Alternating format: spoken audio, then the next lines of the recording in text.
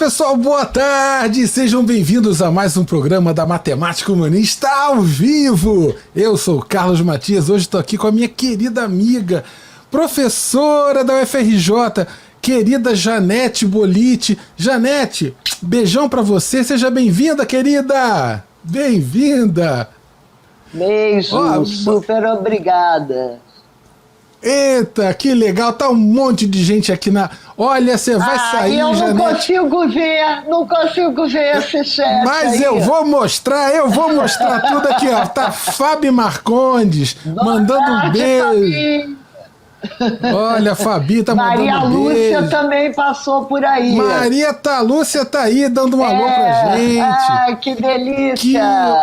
Que honra, eu vou receber a Maria Lúcia aqui. Olha, manda um beijão pro Abramo também, beijão pra Maria Lúcia também, que prazer imenso receber vocês aí. Tá todo mundo, tá o Rodrigo Pinheiro, tá a Jéssica Luna, tá presente. Que legal, Jéssica, beijão, querida. Beijo. Show de bola. Hoje a gente tá aqui com um monte de gente, tá o Cássio Jordano, grande querido, já esteve aqui na Matemática Humanista também, um monte de gente para te dar muito carinho, Janete. Olha que show de bola. Então, deixa eu apresentar a Janete aqui, né, formalmente, porque olha, se eu fosse ler tudo, eu ia ficar até amanhã. Eu fiz um recorte pequenininho aqui. A Janete, ela tem doutorado em Educação Matemática pela Universidade de Nova York, é atualmente professora da Universidade Federal do Rio de Janeiro, atua no programa de pós-graduação em Educação Matemática da UFRJ, o PMAT, atuou como pesquisadora ou coordenadora de programas de pós-graduação como a Santa Úrsula, né, lá da Universidade de Santa Úrsula, onde foi coordenadora, também na PUC de São Paulo, na Uniban, ela atuou como pesquisadora. E as suas pesquisas recaem justamente muito no tema do programa, né? Sobre educação matemática, relações com corpo, tecnologia, linguagem, a teoria da cognição corporificada e as suas relações com as tecnologias digitais. Então, Janete, muito bem-vinda. A Janete preparou para a gente uma apresentação para a gente começar o nosso papo. Mas eu queria, antes da gente começar, Janete, com a apresentação, só chamar a atenção de todos os presentes, o pessoal que está chegando hoje, se inscreve no canal, dá um like aí na live da gente, isso é uma coisa importante para o canal crescer. A Matemática Humanista é uma iniciativa absolutamente aberta e gratuita, não tem nenhum fim lucrativo de nada, não tem, é tudo por amor, pela educação matemática, e por posicionamentos que tentam ser um pouco mais críticos, um pouco mais inclusivos da matemática como uma prática humana, uma prática cultural, o conjunto de práticas culturais, assim. Então são vários entendimentos que são um pouco distintos daqueles mais consolidados, assim, assim popularmente no senso comum.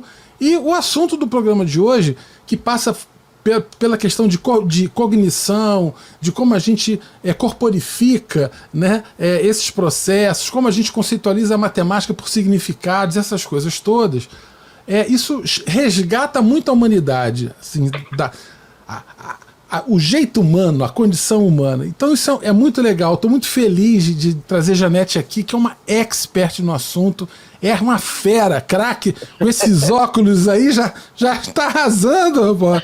Então, muito bom. Vamos então, Janete, vou botar aqui a sua apresentação na tela. E aí, fica à vontade, querida, para dar a sua palavra para a gente aprender. Vai ser muito bom, muito bom, muito bom. A ideia é a gente conversar bastante, né? Então, isso. Vamos começar. A teoria da cognição corporificada, como eu falo, a gente tem muitos estudos, o cérebro dividido, etc. E essa foto aí eu vou ter que trocar em muito breve, porque essa foto era de quando, para entender alguma coisa do funcionamento do cérebro, a gente tinha que ficar parado, locado num computador. Hoje a gente bota um sensor no chapeuzinho e vai em frente. Vamos embora.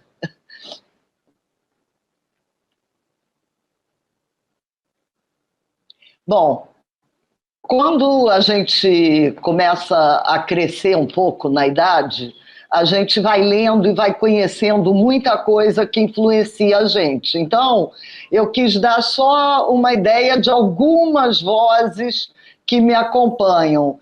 O Bakhtin, na área da linguagem, Maturana, que resgata, viu, essa ideia do ser humano, ele é um biólogo, o Varela, que foi aluno do Maturana e que, junto com outras duas pessoas, botou o livro seminal que era o The Embodied Mind, a mente encarnada, a mente incorporada.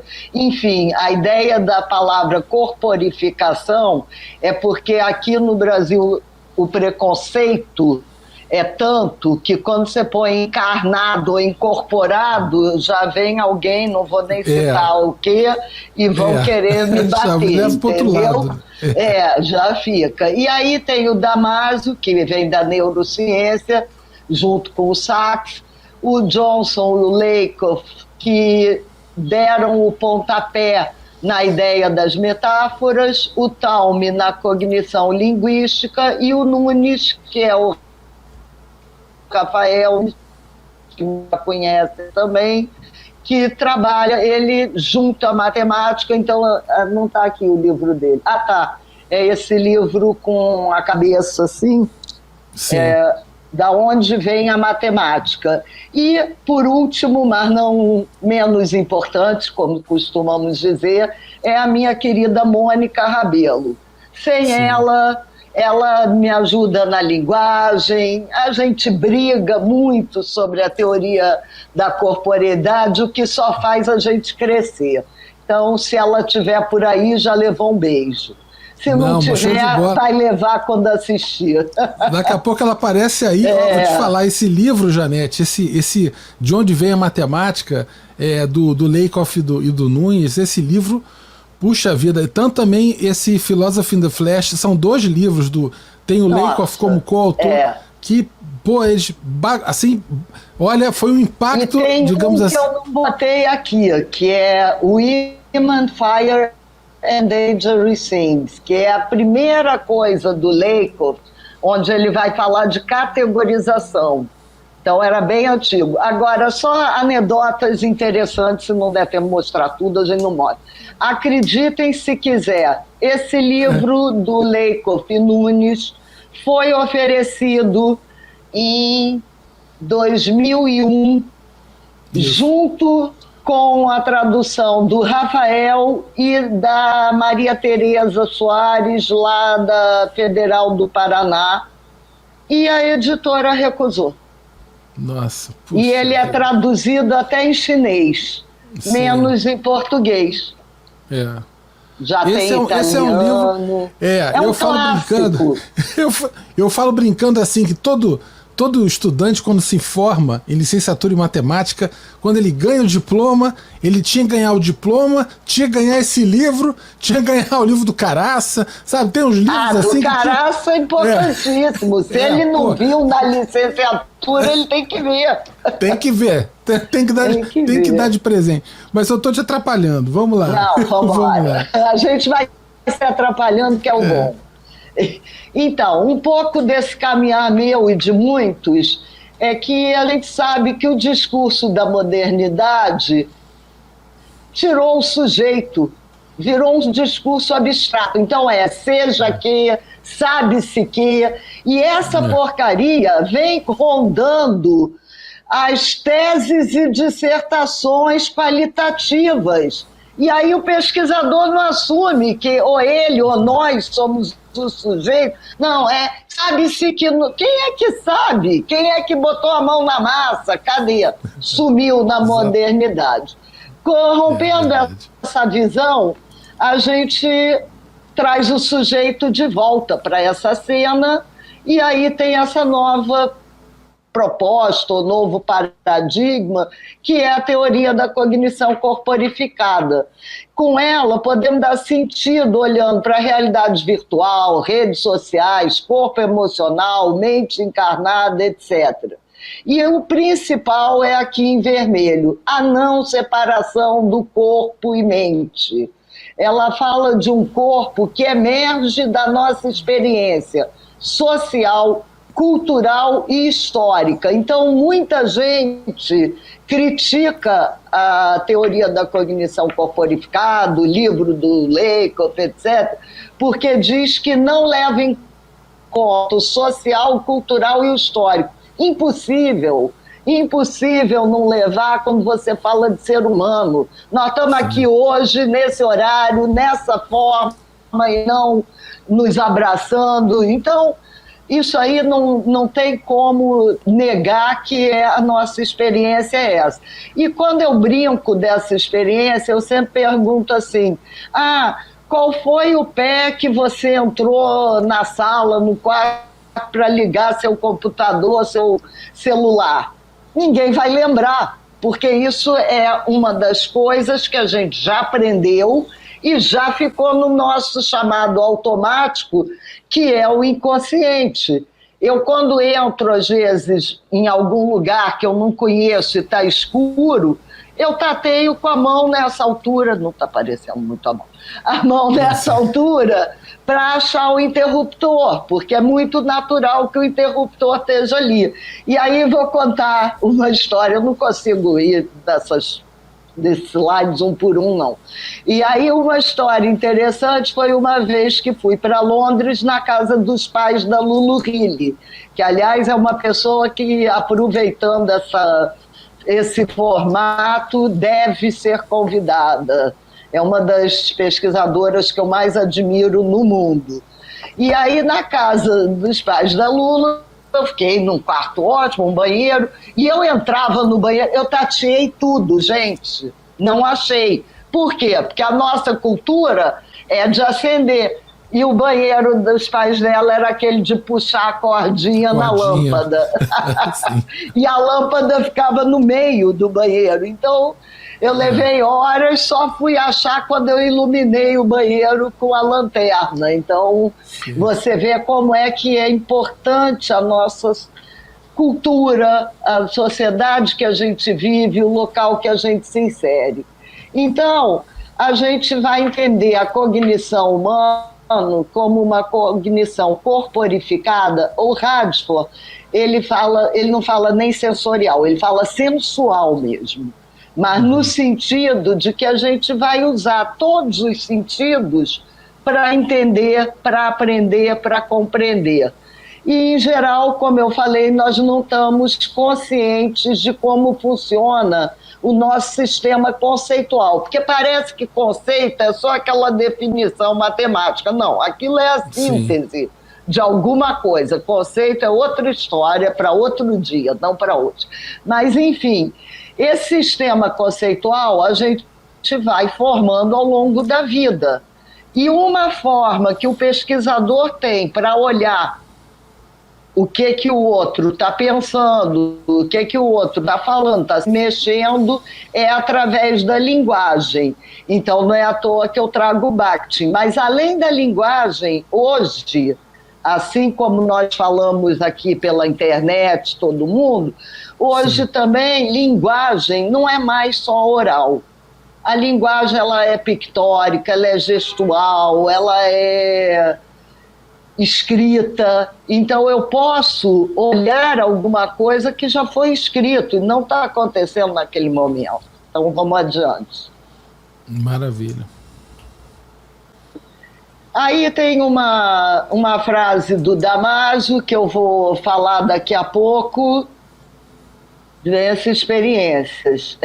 Mas é para eu vou... Fernanda, super obrigado pela pergunta, porque eu trabalho com a universidade, alunos que já são professores, e isso dá para trabalhar o tempo inteiro. É que exatamente você trouxe... Aí eu vou ter que parar para falar do que a Fernanda falou. Não, segue, eu só estou colocando um comentário do pessoal, fica tranquila. Não, mas esse comentário é super importante, porque as pessoas acreditam que brincar, de viver e fazer joguinho é só na educação infantil. no máximo primeiro, segundo ano, quando, na verdade, é isso que a teoria da cognição corporificada quebra, é que não tem aqueles estágios piagetianos. Cada vez que você encontra o novo, você é uma criança de 0 a 2 anos. Sim. Ponto final. Né? Então é por aí. E eu vou falar dessa ideia de que o cérebro humano e o resto do corpo constituem um organismo indissociável. E aí um exemplo é quando a gente às vezes tem alguma situação de medo, atravessando uma rua e o carro vem em cima. Você não sabe se você começou a suar antes, ficou branco antes, ou se você pensou, o carro vem em cima, vou ficar com medo. Tudo isso acontece nessa emolação. Então, não é mais o seu corpo que está suando, não é só o cérebro que mandou o corpo suar, é tudo junto. Vamos embora. Embora que eu estou querendo ver coisas como a da Fernanda. Bom, e por que falar de linguagem? Porque para mim e para Ana Sfardi, para um monte de gente, a matemática é um discurso. E é através desse discurso que a gente aprende, desaprende, aí cada um usa a sua coisa. E o mais importante, a gente sabe, é ouvir, não é só falar. Por isso que as mãos aí, tem uma que fala,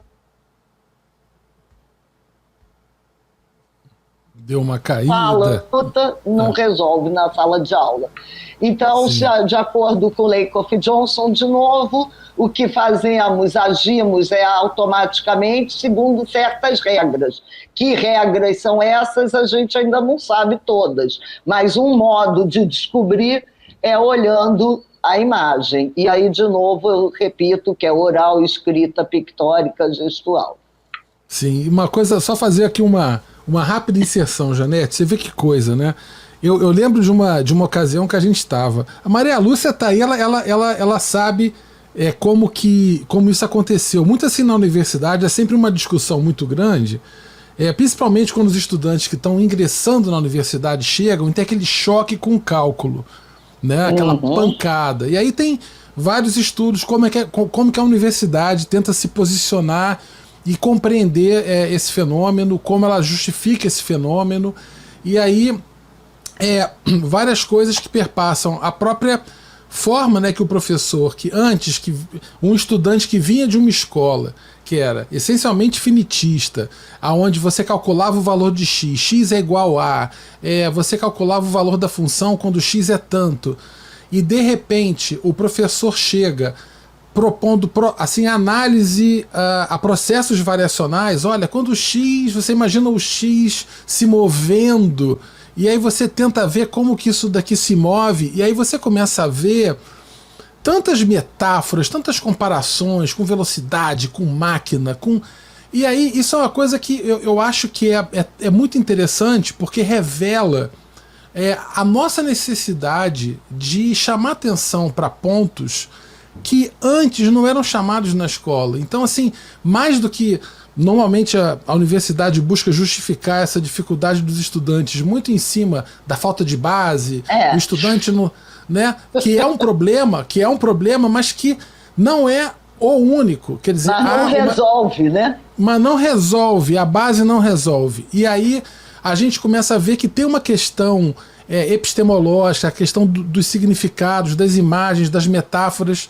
Isso daí é muito bacana. Então eu queria só destacar isso, porque às vezes o pessoal, né, tá vendo a gente falar, parece que a gente não tá falando de coisas que são reais. Né? Só para fazer propaganda, eu aconselho a leitura de 3 teses. Uma do Antônio Mometti, na PUC de São Paulo, onde ele trabalhou com 3 professores de cálculo, falando de integral, do ensino de integral.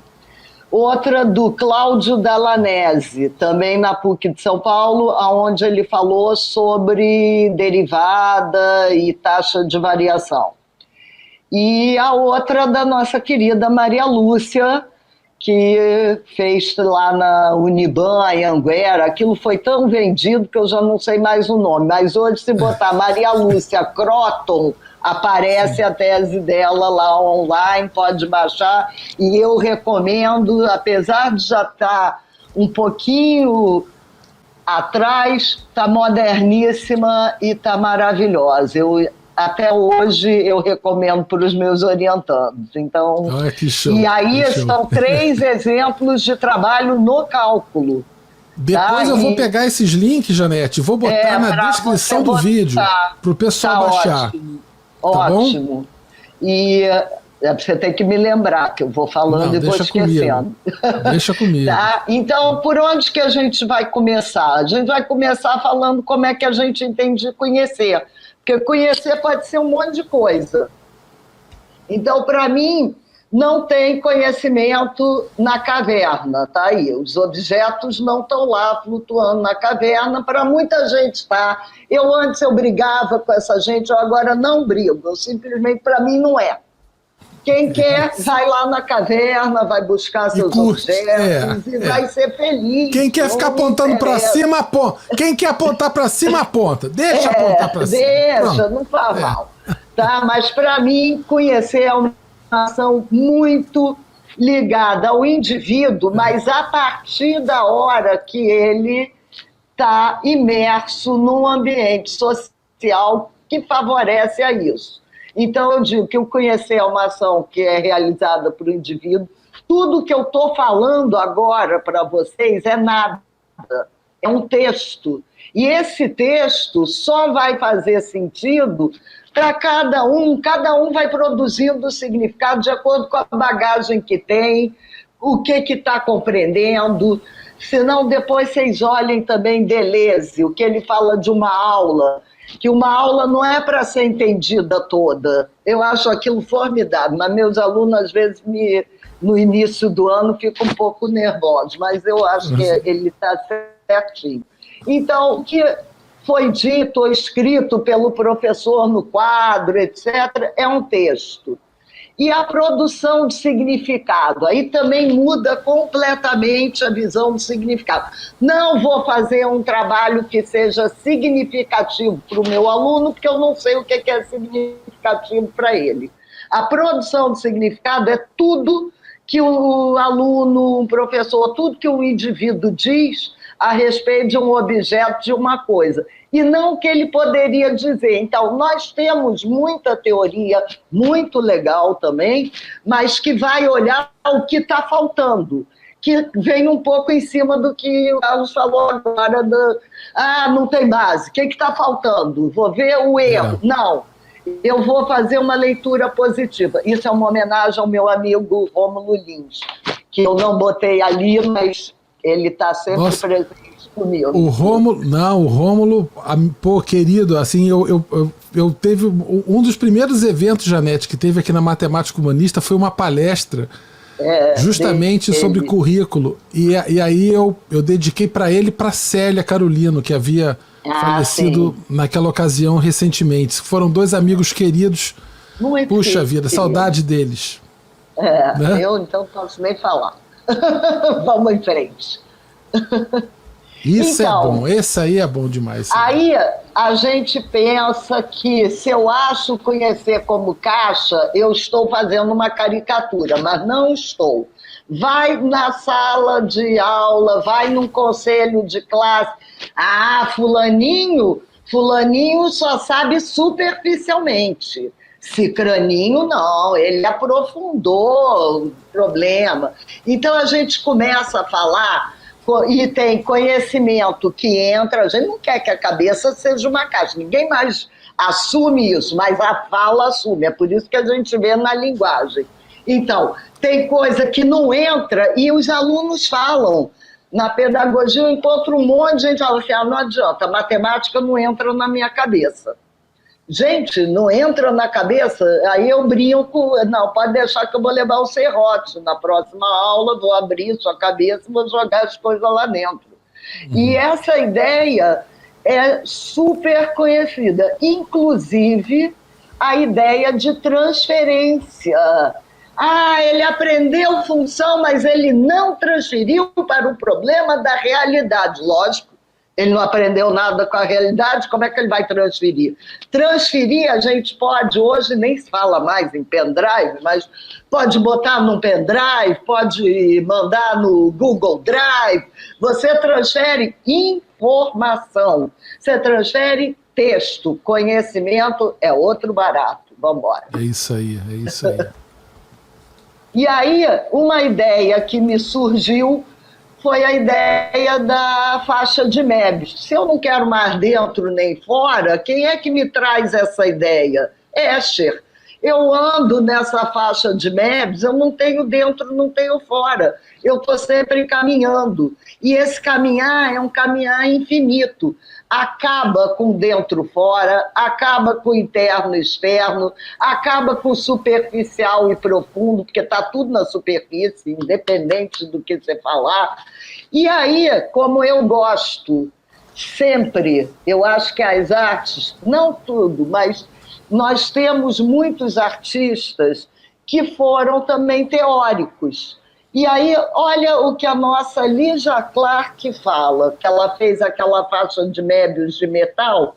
Ela fala, uma fita de Möbius quebra nossos hábitos espaciais, direita, esquerda, anverso e reverso. Ela nos faz viver a experiência de um tempo sem limite e um espaço contínuo. Esse espaço contínuo é fundamental para a aprendizagem. Vygotsky já diz, os conceitos científicos, qualquer conceito, eu vou dar um exemplo aqui rápido, vou falar a palavra sofá. Cada um pensa num sofá, não precisa escrever qual é o sofá que pensou, mas um vai pensar num sofá liso, outro vai pensar num sofá de 2 lugares, outro de 3, agora está na moda aquele que estica o pé. Bom, cada sofá é completamente diferente, mas a gente fala a palavra sofá, a pessoa entende. Isso é igualzinho falar função. Não preciso dizer qual é o tipo da função, é uma função. Mas aí a função é abstrato, sofá não. Por quê? Porque sofá a gente vai lidando com ele desde que a gente nasce. A mãe fala, pega não sei o que está no sofá, senta no sofá, levanta do sofá, não bota o pé no sofá. E o sofá vai vivendo com a gente, até a gente morrer, a gente vai vendo sofá diferente, mesas diferentes, cadeira que tem 2 pés, cadeira que tem 3 pés, enfim. Então, para ter essa ideia da aprendizagem, é uma coisa contínua, não é por bimestre.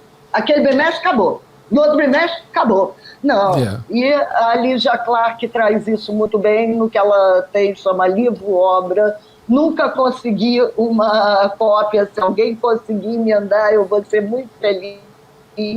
Livro-obra, 1983, página 151. Eu só tive acesso uma vez e depois sumiu. Vamos embora. Opa, vamos lá.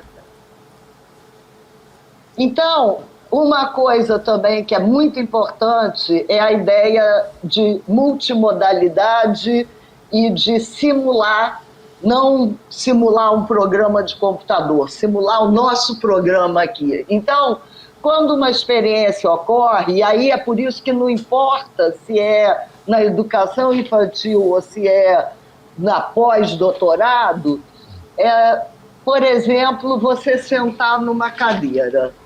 Quando você vai entrar numa sala e escolher uma cadeira, eu, pelo menos, agora estou mais velha, dói coluna, a primeira coisa que eu faço é ver uma que tenha uma coisa mais almofadada, que não seja aquela cadeira dura, nem que seja só o banco, eu preciso de encosto.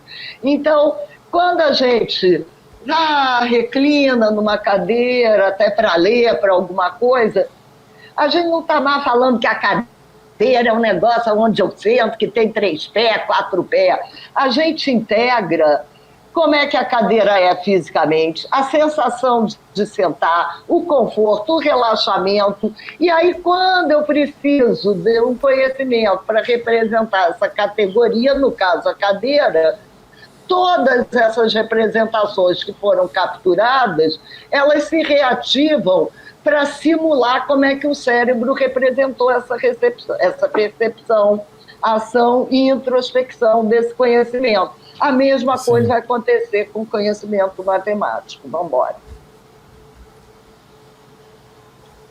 E aí, de novo, para entender coisas novas, a gente usa o que eles chamam de estruturas inferenciais. Isso quase todas as teorias de aprendizagem falam que você não aprende do nada, que você tem que ter, daí também o pessoal falar da falta de base. O que acontece é que você tem que ter da onde você fazer uma inferência para entender outra coisa. Então, o nosso sistema sensorial, ele faz uso de uma coisa que chama esquema-imagem. Não é mais um esquema piagetiano, é uma palavra composta. Vamos embora, que eu acho que é o próximo. Não me lembro mais. Não, vou falar desse. Esse aí foi fora de ordem e vai continuar. Mas é importante a gente lembrar também que, às vezes, quando fala cognição corporificada, as pessoas acham que tem que fazer alguma coisa com o corpo físico. Com o corpo físico, e não é bem assim. Bom, esse filme, provavelmente, não sei se muita gente viu. Esse eu até gostaria que alguém pusesse no chat quem viu, porque esse filme é muito antigo. Eu fui vê-lo porque ele era um filme com a Björk, que é uma cantora da Islândia, e a Catherine Deneuve, que eu amava. Então, saí de casa toda alegre, fui ver o filme. Só digo para vocês o seguinte, foi exatamente por isso que eu sei que é mais ou menos em torno de 98, por aí, esse filme. Porque eu saí toda animada para ver o filme, era calor, eu gostava de ficar no cinema que tinha um bom ar-condicionado, e aí, qual a minha surpresa? Que o filme é um filme de uma história real, de uma mulher que usava um óculos, que hoje em dia eu também usava garrafa, mas agora ele é moderno, ele é fininho. Era uma coisa assim garrafosa, e eles falam para você que ela está ficando cega. Opa, a mulher está ficando cega, trabalha numa fábrica. E aí, aonde que a infeliz vai me trabalhar para eu poder não ver o resto do filme e ficar pensando em embodiment? Ela trabalha de botar o objeto numa guilhotina, a guilhotina cai, ela tira o objeto. Então, ela tem que botar a mão, tirar antes da guilhotina cair, e aquilo vai. E você sabe que ela está ficando cega. Cada vez que ela botava a mão, eu me arrepiava, eu me arrepio até hoje. Eu me arrepiava toda. Por quê? Porque eu imaginava a guilhotina decepando a mão dela. Eu tenho as duas mãos, tá, gente? Nunca foram decepadas. Como é que eu fiz isso? Por que que a gente tem essa sensação? Porque a gente vai exatamente juntando várias modalidades de corte, de dor e, inclusive, uma empatia com aquela pessoa que realmente perdeu a mão, perdeu um pé. A gente consegue, às vezes, sentir a dor do outro. Então, eu não vi mais nada do filme e comecei a pensar no Lakoff, etc., e tive que voltar no dia seguinte para ver o filme. Vamos embora. Por isso que eu acho ele importante. E aí também não tinha a ver o corpo, era a cabeça que estava pensando essas coisas. Para entender essa ideia de inferência, a gente fala de mapeamento. Então, e vamos falar de mapeamento conceitual, apesar de que já existe mapa conceitual, que é outra coisa. Então, é por isso que a gente sempre tem que estar meio que definindo como é que a gente... Ih, caiu. Como é que a gente vai estar falando de alguma coisa? Porque esse mapeamento conceitual é bem diferente do mapa conceitual. Então, o mapeamento conceitual é um mecanismo cognitivo que permite organizar e reorganizar o pensamento, aonde o pensamento e a sua organização ocorrem, na maior parte das vezes, de modo inconsciente. Muitas vezes, principalmente com alunos menores, você pergunta, como é que você fez? O pesquisador quer ir lá, como é que você fez isso? Ele fala, fazendo. e ponto, e vai para casa e chora, porque não é para fazer isso.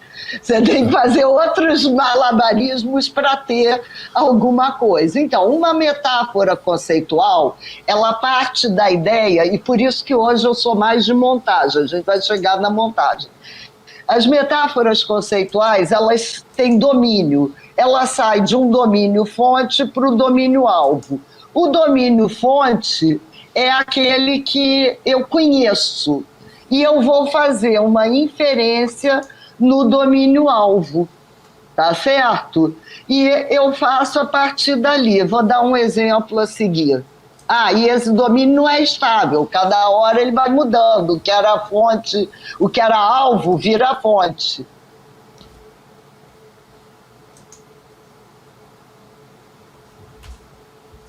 Então, uma metáfora boa e uma maneira que a gente escreve é sempre em letra maiúscula e, na verdade, é assim, discussão é guerra. Então, eu vou querer entender o que é discussão através da guerra. Então, o meu domínio fonte é a guerra. E na guerra eu tenho que me defender, eu tenho que atacar, eu tenho alvo, eu tenho que ganhar ou perder. E repara como é que a gente fala sobre a discussão. Seus argumentos são indefensáveis. Ele atacou todos os pontos fracos da minha argumentação. Suas críticas foram direto ao alvo. Jamais ganhei uma discussão com ele. Quer dizer, o que eu estou pensando? Agora, eu poderia pensar na discussão como uma melodia. Ia ser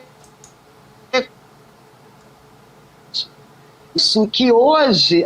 Marcílio, desculpa, mas botou aí, eu tive que dar um oi. Filho também, adoro esse menino. Nossa, lá de Juiz de Fora. Isso. Vamos embora. Então, a ideia é essa, que a gente tem um domínio fonte do qual a gente faz algumas inferências. Vou dar um exemplo bobo que tem no livro, mas que não tem aqui. E eu, para dar exemplo, não adianta que eu tenho que pegar coisa, eu vou ter que levantar. Vocês me dão um minuto.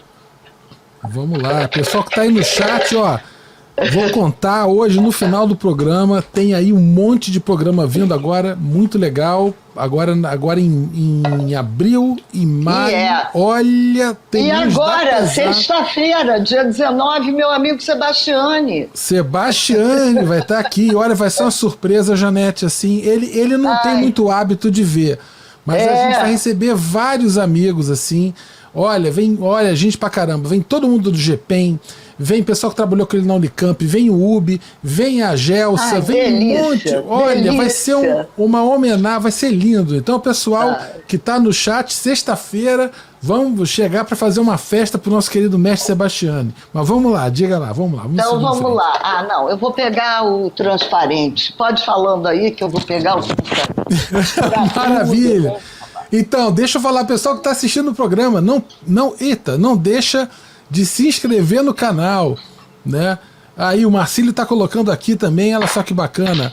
A gente falou do Rômulo há pouco, né? Janete, aqui ó, o que eu tenho, nossa eterna homenagem ao querido Rômulo Lins. Então um abraço lá para o Marcílio, lá para o Marildo, lá que também é fera, lá, né? Muito bacana também, pessoal que está lá, um grande abraço para eles. Voltei. Vamos lá. Não está dando para... Agora vai dar para ver. Eu tenho aqui um copo vazio, tem um negócio aqui, é um apontador e tem uma caneta aqui. A caneta eu vou deixar do lado de fora, o apontador eu joguei dentro. Aí a gente consegue falar que o apontador está aqui dentro, isso está aqui fora. Se eu tivesse uma coisa que se equilibra aqui na fronteira, eu também botava. Aí vamos pensar agora em conjunto. Esse pertence, esse não pertence a esse conjunto daqui e por aí vai. Então a gente tem alguns mecanismos que a gente vai tendo a vida inteira e aí eu volto a enfatizar muito porque também que é importante na educação infantil, principalmente na educação do ensino básico, que a gente trabalhe o tempo inteiro com coisa que a gente segura, que a gente veja, que a gente possa pensar em outra coisa, tá? Então, essa é uma ideia também de conjunto, um corre, sabe? E vamos em frente. E aí a ideia do esquema-imagem. Esquema-imagem, para mim, eu definia como um plano de ação. Que é esse, eu vou bater aqui para ver se o interruptor está lá, e ela é uma noção composta, e como uma noção composta, ela traz uma nova possibilidade que você não pode encontrar só em noção, nem só em composta. Tem um artigo que eu não me lembro mais aonde que eu falei isso, que eu falo sobre o cirurgião açougueiro. Sim. Cirurgião é cirurgião, açougueiro é açougueiro. Mas quando eu junto essa palavra, eu crio uma novidade, mas a gente já vai chegar lá. Então, um esquema-imagem é uma descrição. Eu botei um re, que tem gente que gosta de falar apresentar, não sei o quê. Eu gosto de apresentar. Representar, eu vou reapresentar de novo a mesma coisa, não. É a descrição de uma experiência perceptual que visa mapear estruturas específicas, como essa aqui, em estrutura conceitual. E são estruturas básicas de experiência pelas quais encontramos um mundo que nós podemos compreender e agir nele. Então, é um plano de ação. A gente, quando vai para algum lugar, a gente tem um plano de como é que vai. Vai a pé, vai de carro, vai isso, vai aquilo. E isso acaba trazendo um esquema, imagem para nós. Vamos embora. Então, uma ideia de esquema-imagem que eu adoro, quando a gente fala, estou chegando ao fim do ano, todo mundo, esse aqui também é um slide velho, podia ter posto estou chegando no meio do ano, tá? Mas vamos dizer que eu estou chegando no fim do ano e o Natal está chegando. A percepção que eu tenho e que eu incorporei é essa ideia. Eu, às vezes, vou pegar um ônibus e eu estou chegando lá para pegar esse ônibus. O ônibus vem, eu estou indo para o ponto. Então, eu estou chegando, sou eu que me movimento. No outro, eu estou parada no ponto do ônibus e o ônibus vai chegando até mim. E eu faço essa metáfora muito rapidamente e fica lá atrás. Ninguém pergunta, não é um problema. Por quê? Porque as crianças vão aprendendo. Mas eu vi um filme uma vez, também já esqueci o nome, que a menininha vai passear de carro na estrada pela primeira vez. E quando o pai vai andando com o carro, ela pergunta, pai, por que as árvores estão correndo para trás? Ou seja, ela não criou esse esquema-imagem que a gente está falando aqui. Ela tinha um esquema-imagem estático diferente. Então, se a árvore passa assim, é porque a árvore está correndo para trás. Como nós aqui falamos o tempo inteiro, né? Que o Sol virou, o Sol nasceu ali, foi para lá. Não, é a Terra que deu aquela voltinha dela. Mas é a nossa percepção e ninguém tem problema com isso. Vamos embora. Aí um outro esquema imagem, não deu para aumentar essa imagem. Isso aí foi essa parte em verde, foi da tese do Jorge Acevedo, está online lá na Universidade de Barcelona. Ele foi meu orientando e ele trabalhou também sobre as metáforas dos professores quando falavam de função.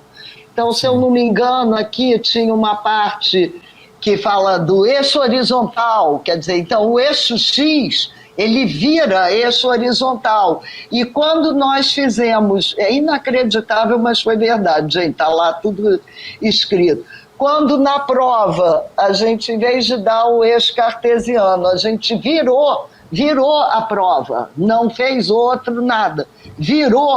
Mudou completamente a fala. Tudo. A mesma coisa que acontece com o quadrado, quando vira um pouquinho, as pessoas falam que é um losango. Então, Sim. essa percepção, ela passa. E aí, da onde também vem muito das nossas inferências. Quando a gente é bebê, primeiro nem senta, depois senta. Quando você senta, você tem um mundo. Quando você começa a engatear, você tem outro mundo. Quando você desliza de um lado para outro, você tem outras ideias. Quando você desce uma rampa, não sei se hoje em dia ainda andam de carrinho de rolimã, mas quando você desce de carrinho de rolimã, você tem uma sensação. Aí, como a gente estava lá na Espanha, a gente botou uma pista de esqui também. Então, quando você faz isso, você começa a ter várias noções. Papert já falava muito dessas coisas quando ele falava no antropomorfismo da tartaruga, Sim. sincronia com o corpo, né? Essas coisas só foram ampliando. Vamos embora. Sim.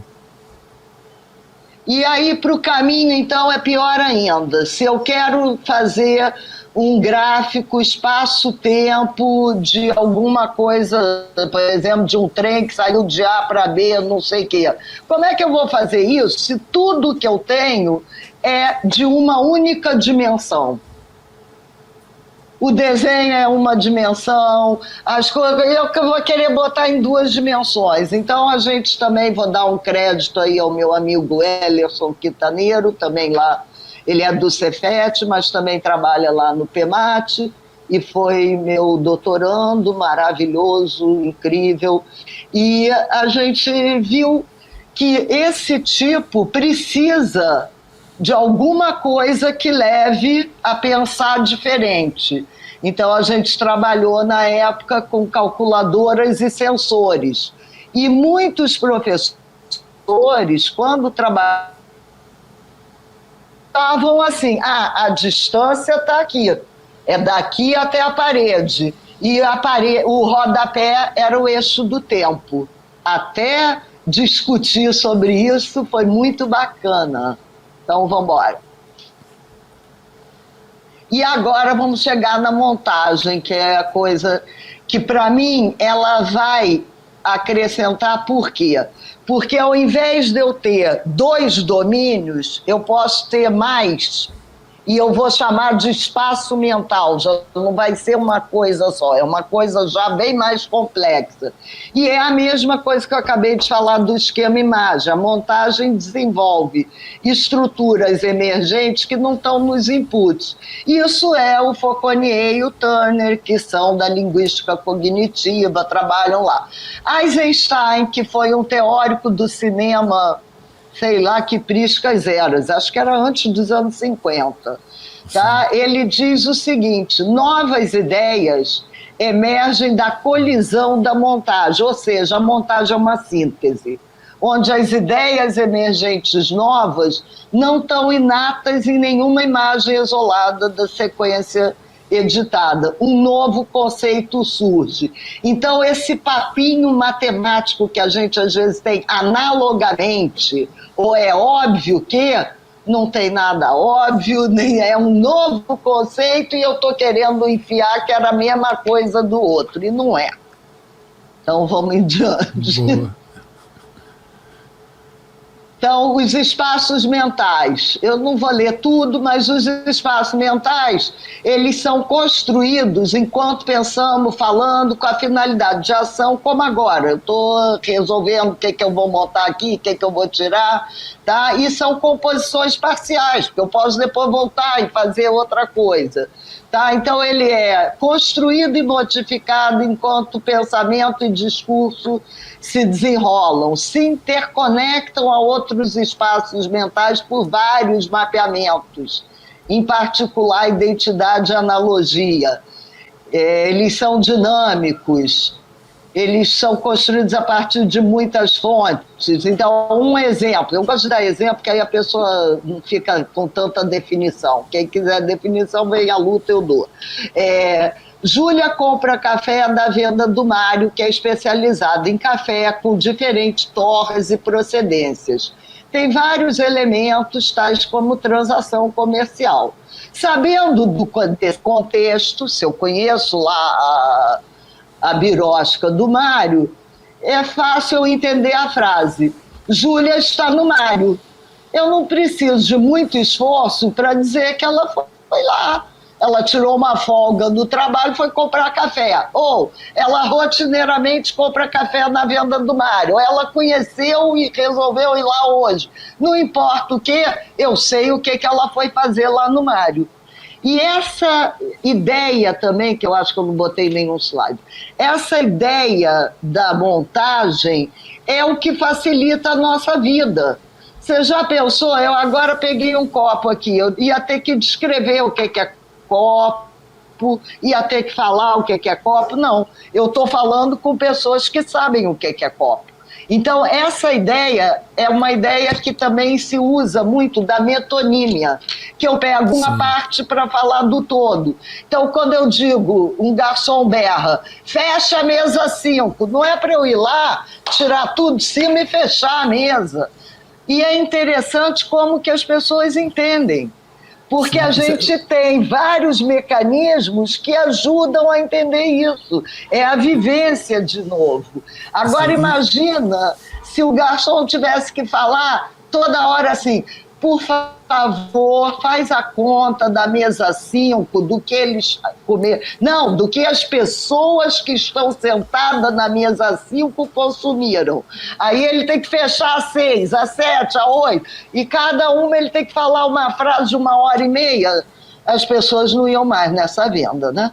Sim, então, uma coisa que eu ia falar, Janete, que eu achei assim, bacana que você está falando aí, é que se a gente pensar, por exemplo, quando a gente pensa assim numa transição entre a perspectiva aritmética e a perspectiva algébrica, quando você fala assim, seja x um número natural, isso é uma metonímia. Quer dizer, a álgebra é essencialmente metonímica, né? Do jeito então, quer dizer, que é ensinada. Né? Não é? Né? Então, assim, do jeito que ela é ensinada, exatamente. Quer dizer, vejam a tese do Rômulo. Pois é. E aí, isso eu acho muito interessante, quer dizer, a gente perceber esses exercícios, que na verdade são exercícios de linguagem, né? E que a gente às vezes fica chamando de exercícios matemáticos ou de processos matemáticos, e como se eles não tivessem conectados, como eles não tivessem corporificados, às vezes, nesse sentido, né? Completamente. Agradeço essa ajuda aí. Então, vamos lá, montagem. Então, um exemplo que eu dou é do próprio Eisenstein. Ele tem um filme, tem no YouTube, tem em vários lugares. É um filme velho, não dá nem para ver direito, mas é interessante de ver. Chama Greve, né? Era Strike. Então tem uma cena em que os trabalhadores estão fazendo uma greve e eles vão ser atacados pela polícia. E a outra é de uns búfalos, aqui seriam boi, que estavam indo para o matador. E ele vai passando aquilo, bota um pedaço de um, bota um pedaço de outro. Por quê? Porque ele queria dizer que esses trabalhadores, é pior que eu uso a palavra que a gente está usando aqui no Brasil também, todo mundo pode fazer a mesma montagem, tá? Os trabalhadores estão sendo tratados como gado, tá? Em nenhum momento isso é falado, e em nenhum momento, quando você olha para os trabalhadores, não tem ninguém com um vestido de búfalo, nada disso. E nem os búfalos no coisa, mas a montagem é isso. Janete, só uma pequena inserção. Ultimamente a gente veio usando muito a palavra gado. Né? Pois é. Só que em situações que me deixam cada vez mais com pena do boi. Tá certo? Só uma pequena inserção, mas vamos seguir. Vamos seguir, do boi e da gente, né? Que vamos ficar até 2036. Bom, agora é a parte que eu vou tentar ficar quieta 2 minutos, e o Carlos também. Nós vamos mostrar uma foto. E, por favor, quem puder, quem escreve rapidinho, descreve o que você está vendo no chat, tá bom? Tá, eu então agradeço. Galera, atenção, vou botar foto, o pessoal no chat. Atenção! Não, ele voltou para trás.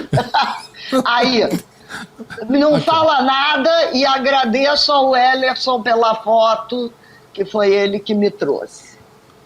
Então vamos lá, o pessoal tem que dizer o que está vendo, é isso? É, só isso. Então só coloquem isso. no chat aí, pessoal. Eu vou começar a botar aqui na tela. Vamos lá. Enquanto não botar, eu não sigo, que eu sou chata. Não, maravilha. Lembra que a Tânia falou que ela e o Baldino ficam quietos até que alguém fale? Vou aproveitar aqui para prender cabelo, tomou calor.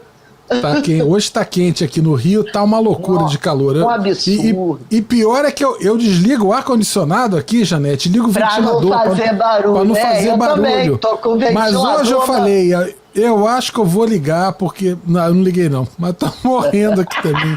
Eu também. Mas tem já alguma resposta aí? Porque eu não tô vendo. Até agora não, sabe? Vamos lá, amiguinhos, então, amiguinhos do chá. Então o que vocês estão vendo? Vou pra casa, tchau, vou sair. Não, fica. O que vocês estão vendo aí? Coloca aí. Tô vendo tanta pessoa assim, assado. Como é que tá? Vamos lá, coloca aí no chat, ó. Principalmente das roupas. Pronto.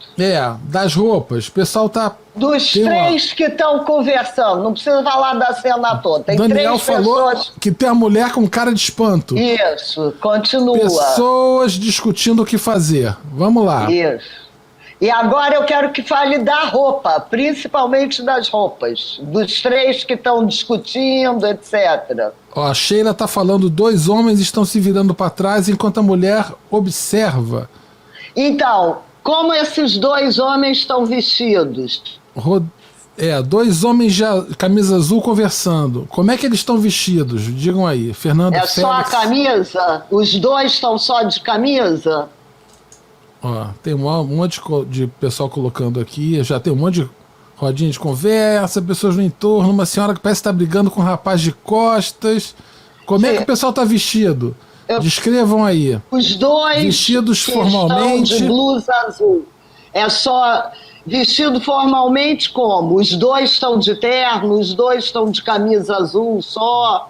Como é que é? A Cíntia está falando que a mulher se veste de modo mais simples e os homens mais formais. Mas os 2 homens estão vestidos igual?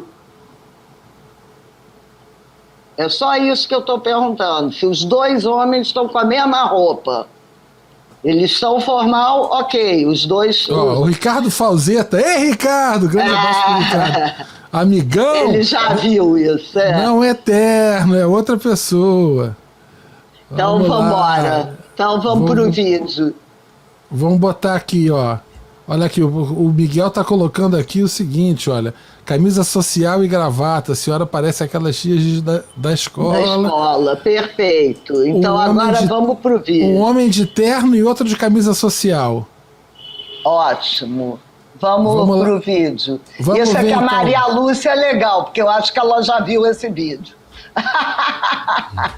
Vamos lá, deixa eu passar aqui. Agora vamos ver o vídeo, hein? Vamos lá, ó. Ele começa devagar, que é a foto, mas vai prestando atenção. Isso se conseguir passar. Percebeu que não tem terno nenhum? É um cara vestido de azul, de manga curta, e a gravata era o vestido da senhora. Ele, na verdade, também está aqui só com uma camisa azul igual ao outro. Mas por que a gente fala terno? É a montagem que a gente faz do que a gente já tem da nossa vivência. Se a gente esquece o resto... bom, eu estou tapando aqui com a minha mão, não adianta. Se a gente volta na foto, a gente vai ver que a gente monta um terno. Esse terno não existe. E assim, gente, esse era o último slide. Pode tirar o slide, que aí não precisa mais. Maravilha. O que eu gosto de falar é que na sala de aula, cada aluno monta o seu terno e a gente não escuta o que eles estão falando ou então diz que está errado. Não é terno, é uma blusa. Não, ele está vendo o terno, eu tenho que entender por que ele está vendo esse terno. Eu não posso simplesmente dizer deixa para lá. Não tem deixa para... Ah, não, isso é para daqui a pouco. Também tem isso, né? Às vezes a gente está trabalhando, mesmo com matemática, não sei o quê. A professora, não sei... Não, a fórmula de Bhaskara é só semana que vem. E Bhaskara, só aqui no Brasil que chama fórmula de Bhaskara. Quando eu descobri verdade. isso, eu quase chorei. Eu me dedicava tanto à fórmula de Bhaskara. Então, deixa eu colocar aqui, pedir para o pessoal do chat, quem quiser fazer pergunta.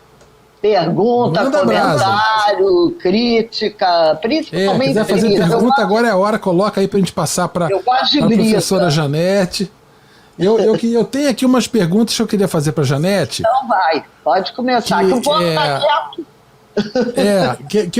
Que eu ia colocar o seguinte, sabe o que eu acho bacana, o Janete, o seguinte, que quando a gente pensa em filosofias da matemática, a gente vê, por exemplo, que aquilo que a gente estava falando antes, de pessoal que da caverna, Platão, aquela história toda de os objetos independem da gente.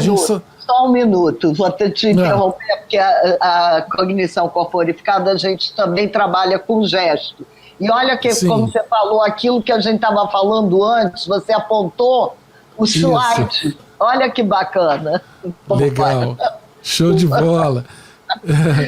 Então, e aí a gente vê que é um certo entendimento do que é matemática, que as pessoas têm muito no senso comum.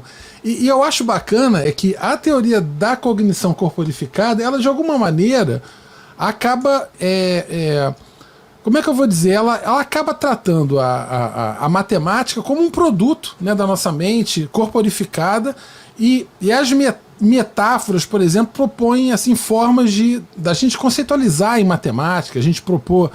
E eu acho que isso é muito diferente de filosofia platônica. É um outro posicionamento completamente distinto.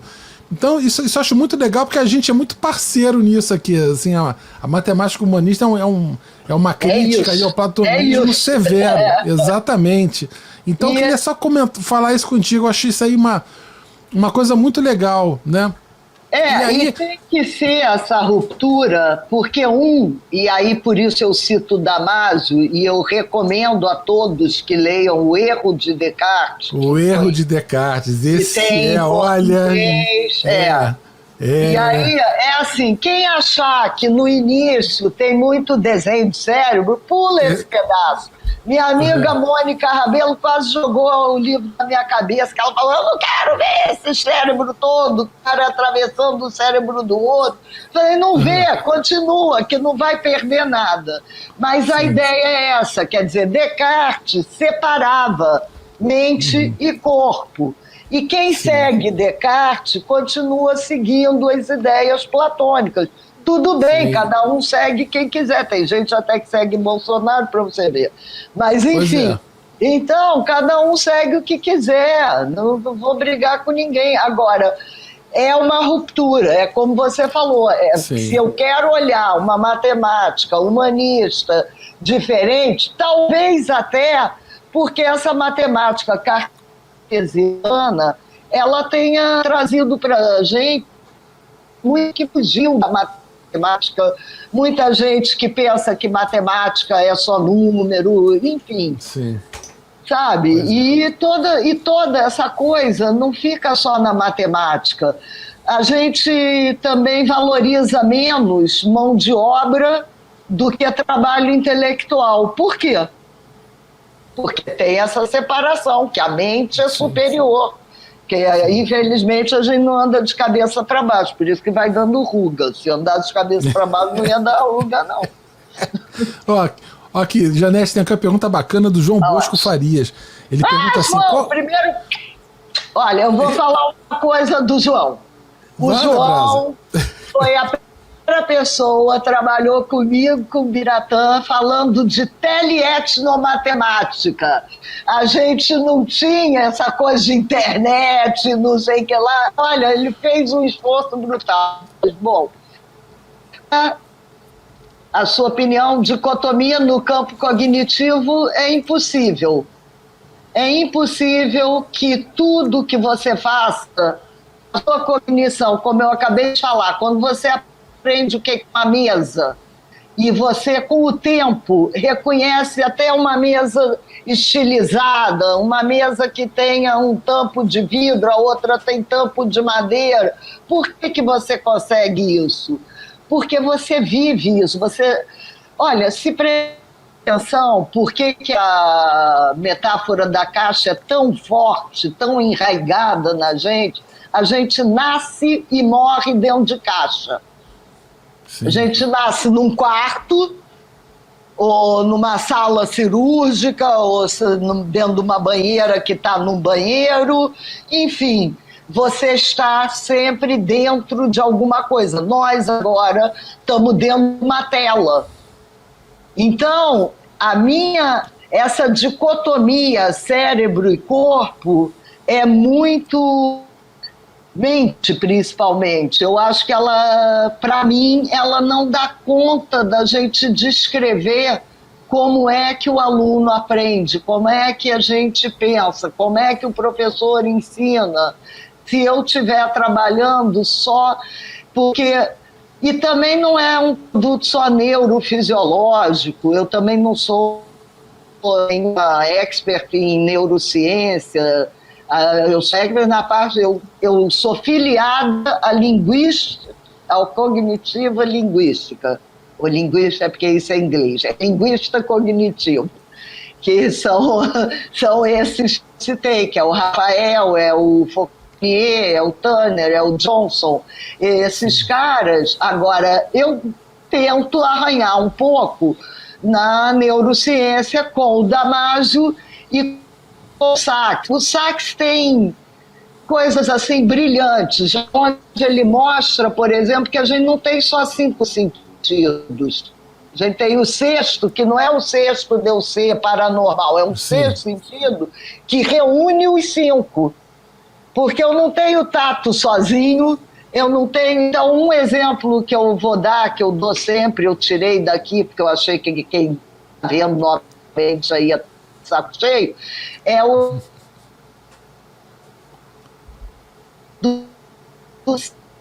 é na mão, é na ponta da bengala. Fala de novo, Janete, que deu uma travadinha aqui. A bengala do cego é na ponta da mão ou na ponta da bengala? É nos dois. E a bengala, inclusive, hoje a gente tem trabalhado com inclusão, a gente está falando muito mais em áptico do que em o sonoro, é tudo junto, não dá para ser separado. Então, por exemplo, quando a gente está na rua, muitas vezes não vê tá atrás, mas se você escuta um barulho, você chega para o lado. Sim.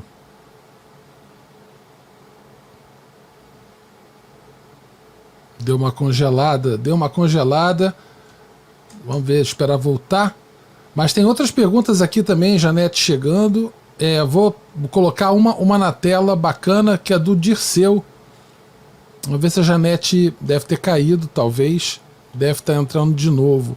Então, pessoal, deixa eu falar com vocês, enquanto a professora Janete não volta, falar rapidinho o seguinte. Primeiro, se inscreve no canal, você dá um like lá no vídeo, pessoal que está assistindo aí a live, dá um like lá no nosso vídeo, para a gente poder crescer, o canal crescer. E vou fazer um merchan, enquanto a Janete não volta, vou fazer um merchan aqui dos próximos eventos da Matemática Humanista. Agora, olha só que bacana, na sexta-feira agora, dia 19 de março, olha que bacana, olha, 16 horas, vou conversar com o professor Eduardo Sebastiani Ferreira sobre a trajetória dele na etnomatemática. Vai ser um evento maravilhoso, vou receber vários colegas, muitos colegas queridos, amigos do professor Sebastiani, que vão trazer muito carinho para ele. No dia 9 de abril, vou estar recebendo a professora Silvia Orru, lá da Universidade de Brasília. Ela vai falar sobre educação e autismo, outros olhares para famílias e professores. A Silvia é uma amiga querida minha já, e ela tem um livro que ela está agora lançando também, sobre a inclusão menor livro maravilhoso, está saindo agora do forno. A gente vai falar sobre autismo, sobre educação, e com a Silvia aqui sobre o lançamento do livro dela, que está saindo agora do forno, como eu falei. E olha só que bacana, no dia 13 de abril eu vou estar recebendo o pessoal do GPEM, da Faculdade de Educação da USP. Deixa eu tirar aqui esse símbolo aqui da Matemática Comunista para vocês verem o cartaz direitinho. É o seguinte, ó, 20 anos do GPEM, e aí tá saindo um livro agora que comemora os 20 anos do GPEM, que é o Florescer da Grumichama. Olha que bacana, e uma homenagem à nossa queridíssima, né, professora Maria do Carmo Domit. Vai ser muito bacana, muito especial. Depois, olha só, no dia 16 de abril, às 11 horas da manhã, hein? Não pode perder. Eu vou falar sobre jornalismo que cobre educação e divulgação científica no Brasil. Quais são os desafios atuais? Vou receber meu amigo Paulo Saldanha, da Folha de São Paulo, e lá do Geduca também, e a Natália Flores, da Agência Bore. A gente vai falar sobre jornalismo que cobre educação e divulgação científica no Brasil. Vai ser, olha, um programa polêmico, quente, espinhoso. Mas para falar em doçura, aqui ó, para falar em doçura, eu vou receber também a Esther Grossi, querida professora, amiga Esther Grossi. A gente vai falar sobre a trajetória dela como educadora, ela que trabalhou com o Verneau, né? Foi orientando do Verneau, muito bacana. A gente vai receber a Esther no dia 29, todos podem aprender uma pedagogia política, uma política pedagógica. Vai ser show de bola. A Janete já chegou, já está na área aí. E eu tenho mais eventos, eu só vou falar mais um, depois eu falo mais, ó. Mas tem um aqui que é demais, Janete, esse aqui, menina, eu tô até arrepiado. Janete, que é o seguinte, eu li um artigo, e você também leu, a gente nunca falou sobre isso, mas eu tenho certeza absoluta que você leu, porque todo mundo que curte essa vibe de matemática, cultural, enfim, leu esse texto. Olha quem eu vou receber aqui na Matemática Humanista, Janete, olha que show. A querida Terezinha Nunes, lá da Universidade de Oxford. Gente vai... que show! A gente vai comemorar, Janete, 40 anos Na Vida 10 na Escola 0. Olha que bacana. Maravilha! Vamos comemorar aqui na Matemática Humanista, vai ser porreta. E esse evento aí vai dar certificado. E é tudo gratuito aqui. Eu que sou um doido, fico inventando coisa para trabalhar, Janete. Mas a Terezinha vale muito a pena. Gente, vale muito. A Terezinha, ela tem um outro mérito que eu acho que é importante falar para todo mundo. Terezinha, junto com a Ana Lúcia, nas Priscas Eras, elas montaram aquele departamento de psicologia da educação matemática, que é 7 na CAPES há milhões de anos. Sim, e todas exatamente. As pessoas que continuam lá, a Alina, Cíntia, Luciano Meira, então nem fala. Luciano Meira, o Lu veio aqui já também, seríssima, querido. É outro brother, então, sabe...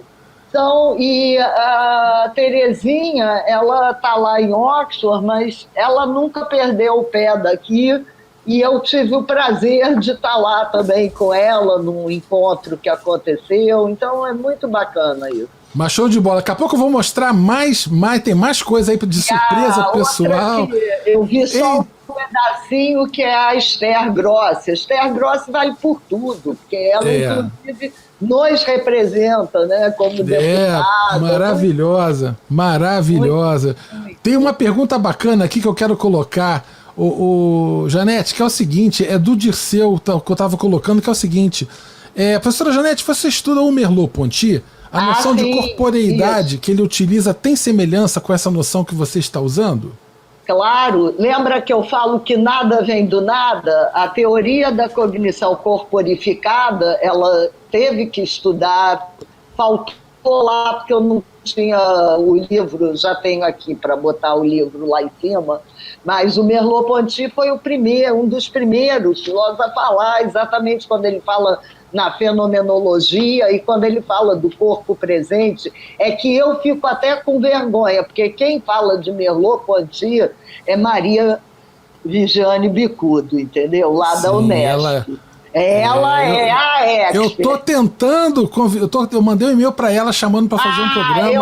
Eu vou Dá uma cutucada lá, me ajuda, Janete. Ela não viu ainda. Eu queria muito falar sobre isso. A Maria é o máximo. Então, o Garnica vem aqui, vem um monte de gente falar também.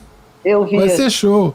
Agora, o Merleau-Ponty é o pontapé inicial. É aquilo que eu falo. O próprio esquema do Piaget vai dar uma origem à montagem da ideia do esquema-imagem.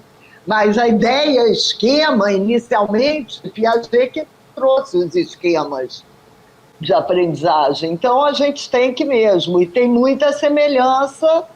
Só que Merleau-Ponty não falou de metáfora, não falou de montagem. Então, a gente está aqui já numa outra vibe, mas que tem a ver. Não é como Descartes. É o contrário. O Merleau-Ponty tem tudo a ver e muito obrigado por lembrar, porque como eu não botei no slide, eu esqueci de falar. Mas tem muito a ver, sim. Muito obrigado pela pergunta. Legal. Tem alguns comentários aqui que eu vou colocar aqui. Ó, tá o Bigode aí também, aí na área. Grande abraço, Bigode. Abraço pra você. Legal, Bigode tá falando com alguém aqui. O Jorge Falcão também saiu lá de Pernambuco, do programa, com Terezinha, etc. Melhor do que eu falar de história aí da educação matemática, meu amigo Bigode. Mas por que ele tá só como uma florzinha, não tem a cara dele? Eu não sei, ele botou essa foto aí, eu não tô conseguindo enxergar também, fica pequenininho. É a florzinha de Barcelona, ele é apaixonado lá. Olha só, assim, olha que comentário legal. Olha, uau, cognição e corporeidade, nunca pensei que houvesse tanto caminho trilhado por matemáticos. Olha que bacana! Eu fico feliz demais, porque essa frase da Cíntia... abre oportunidade de conhecer. Né? Bom demais. Cíntia. Maravilhoso. Ó, o Romário tá dando aqui, Deus continue te abençoando. Professora Janete, o Romário é amigo querido aqui da Matemática Humanista. O Rui Alvim tá falando aqui, parabéns, Janete, brilhante como sempre, um grande abraço. Olha, isso vindo de ex-genro é muita coisa, hein? Ó, tá com a bola toda, Janete. Aqui, ó. Obrigado, Rui. Olha, tá mandando o William Cruz, tá mandando um abraço pra Janete também. É o Luquinho. Isso, agora falou o William Cruz, eu não tava me situando. Um abraço pra você também, Luiz. Ó, a Jéssica colocou aqui um comentário muito legal. A Jéssica toca violino, é fera, é craque no violino. Ela é uma coisa. Ela fala, os alunos adquirem uma compreensão muito significativa dos números racionais quando ensinamos com música. Esse processo se resume às suas vivências quando se trata de repertório por eles conhecidos. Legal, colocação dela. Jéssica, o Juan vai estar fazendo uma dissertação de mestrado com a música e os números reais. Eita, e nós vamos convidar, ele ainda não sabe, mas o Matias vai ser convidado para a banca. Eba, já falei sim ao vivo. Que beleza. Vamos lá, ó. A Maria Lúcia está colocando aqui, Janete, que maravilha de encontro, energia, animação de sempre, voltei no tempo. Ai, querida, tô louca para voltar nesse tempo com você. Nós tivemos um tempo muito bom quando Maria Lúcia estava fazendo doutorado, ela vinha para São Paulo. Então a gente passava o dia junto, a gente ia almoçar, não é só academia. É a matemática humana mesmo. É isso aí, muito bom, muito bom. Ó, João Bosco também está colocando aqui mais uma mensagem de carinho para você. Ele você é signo da vontade de potência, show de bola. Olha, eu e o João Bosco, a gente tá louco para se encontrar. A gente se encontra de vez em quando umas lives, de vez em quando a gente manda um e-mail. Mas eu tenho muita saudade dele. Que pessoa maravilhosa. Show de bola. Ô, Janete, eu vou agora te fazer uma perguntinha que eu separei aqui para você. Que na verdade assim, é aquela perguntinha, não é assim uma perguntinha para. Porque assim, de uma certa maneira, quando a gente fala em teoria da cognição corporificada, a gente está imaginando a questão desse trânsito de significados, a questão da metáfora, a questão das ideias, a questão da imaginação. A gente está falando de várias coisas. E a gente percebe eu não vou dizer outras áreas, porque não é bem uma outra área, mas assim, áreas que ganham outros nomes, vamos botar assim, né? Como o pessoal que trabalha com representações semióticas, ou o pessoal que trabalha mais assim mais no mainstream da coisa, tipo Duval, ou olhar o Toll e o Wiener com teoria de pensamento avançado. Então eu vou ter que te dar outra referência, porque essas referências que está me colocando, elas não são da corporeidade. Não, pois é. Sim, Luiz Radford. Luiz Sim, do Radford. Aliás, chama ele. Deixa eu te ajudar, vou perguntar se ele vai gostar disso. Ele fala em espanhol. Ele fala em espanhol. Pô, olha, maravilha. Mas assim, mas eu digo assim, o ponto é o seguinte, que eu digo assim, ó, a teoria da cognição corporificada, ela trabalha com significados. E aí tem outras áreas com outros nomes, outras coisas, que também trabalham com isso, como representações semióticas, como... Você acha, a minha pergunta é a seguinte, você acha, eu acho, mas eu não quero contaminar, eu acho que a teoria... Você não vai me contaminar, que eu... faz outra, porra. Eu acho que a teoria da cognição corporificada, eu acho ela mais subversiva. Essa é a palavra.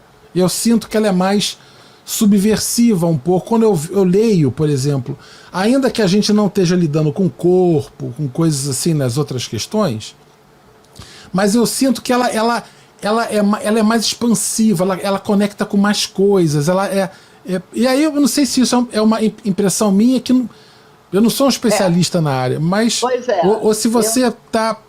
O que você acha disso, de uma certa maneira?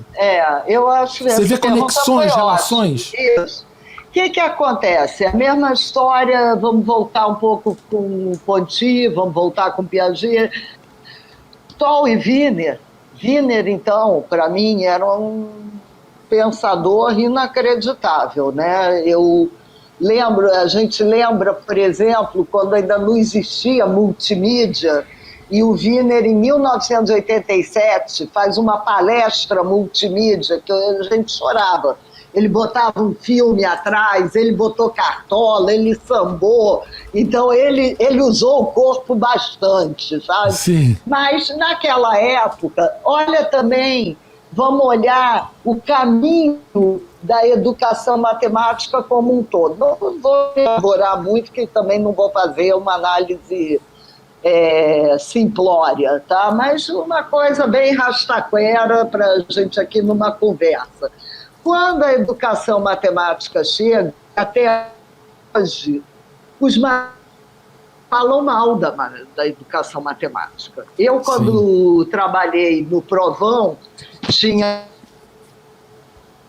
que eu até gosto dele, era o Geraldo Dávila, Deus o mantenha, mas Geraldo Dávila só me chamava de pedagoga. E eu tenho bacharelado em matemática, igual a ele. Mas depois eu fiz mestrado, doutorado, fiz licenciatura, fiz questão de fazer a licenciatura. Mas na hora ele falava, quando tinha que falar alguma coisa de licenciatura, era sempre assim, porque eu acho que isso é bom para licenciatura. Até que eu me enchi o saco e falei, olha, no Brasil está começando, mas fora do Brasil a gente já tem muita pesquisa, você não precisa achar. Você pode estudar. Então, a educação matemática, ela sofre desse problema, que ela é mal reconhecida, é tida como uma coisa menor, etc, etc. E aí, o que acontece? Quem começou já dando uns pontapés que, na época, eram muito subversivos. Quando o Toll e o Wiener falam de matemática avançada, do significado, Tommy Dreyfus, Rina Escovitch, nossa, eu uso Rina Escovitch, geometria e coisas de função dela, Arcave hoje é secretário-geral, sei lá do ICME, mas Arcave, nossa, Arcávio é outro, ele também fala espanhol. É outro que eu acho assim, que é uma beleza. Até um exemplo que eu ia mostrar hoje, que foi da tese da Maria Lúcia e tal, é baseado numa ideia dele de 1900 e bolinha. Mas ele é uma pessoa incrível. Então, essas pessoas, na verdade, elas foram botando...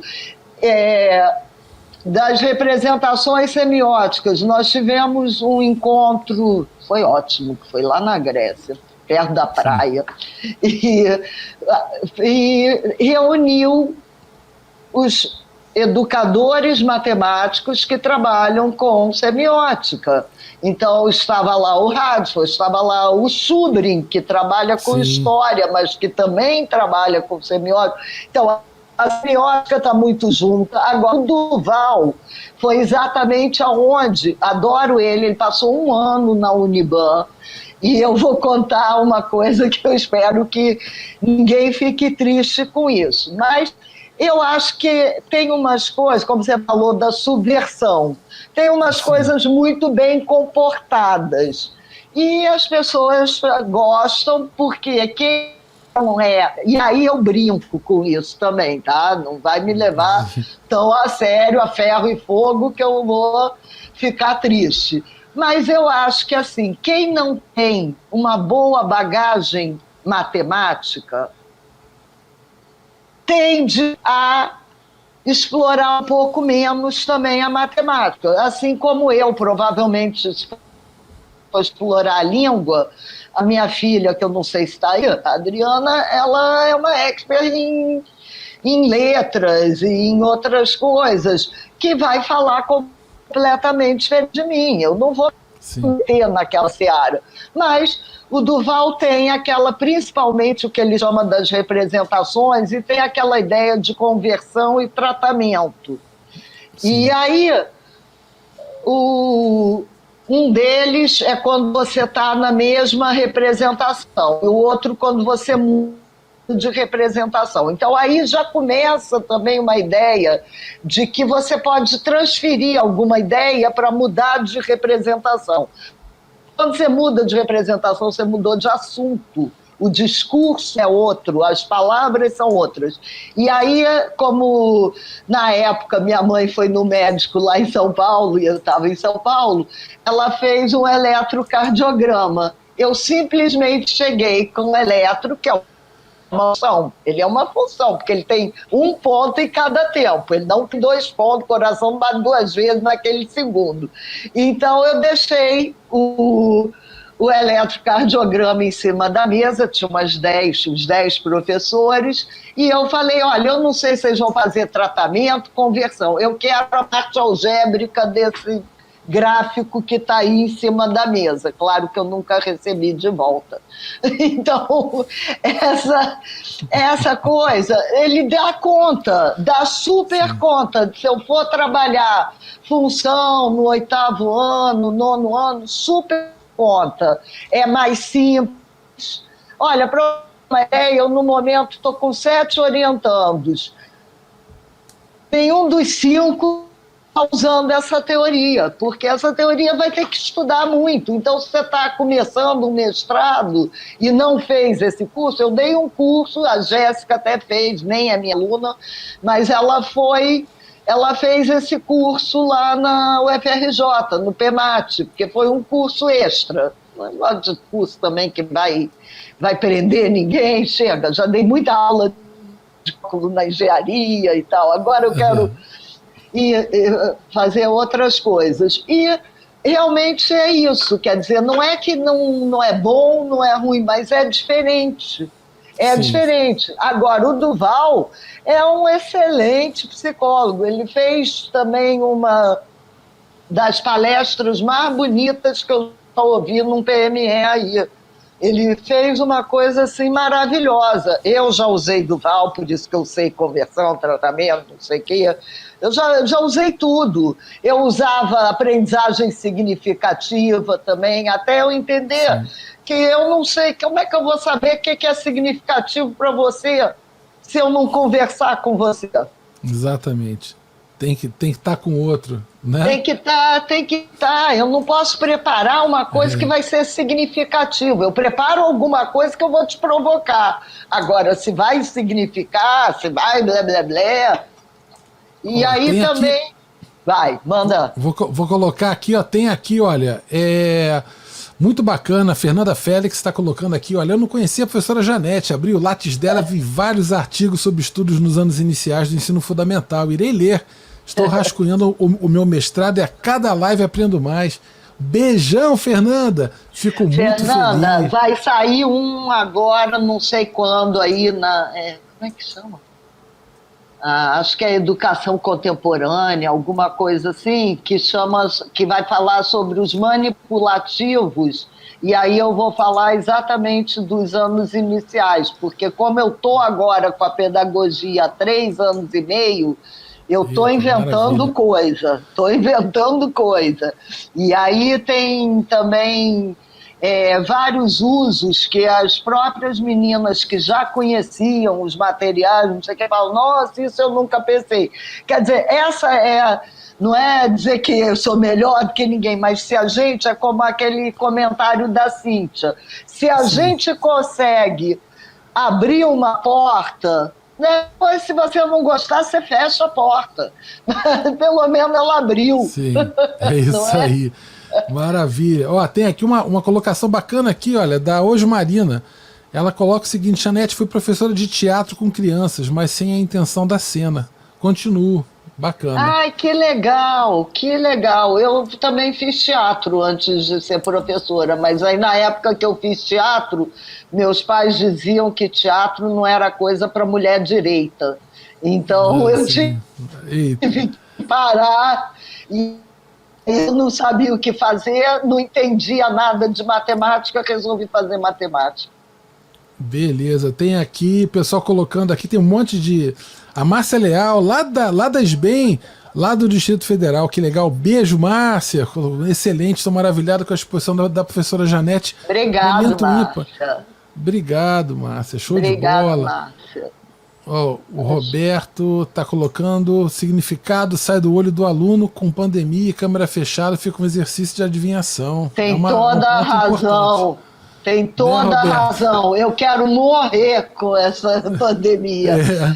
Se a pandemia não me matar, eu vou morrer de não olhar no olho dos alunos. E principalmente numa turma de 60, você pede para eles ligarem a câmera, eles não ligam.